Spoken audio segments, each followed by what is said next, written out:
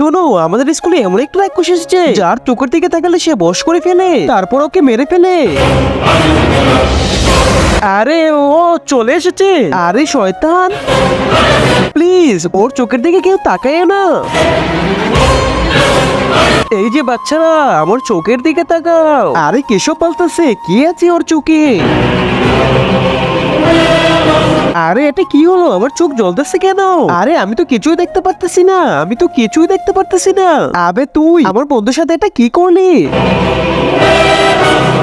আবে এটা কি হয়ে গেল? আমিও তো অন্ধ হয়ে গেলাম, আমিও তো চোখে কিছুই দেখতেছি না। আগেই বলেছিলাম ওর চোখের দিকে কেউ তাকাইও না।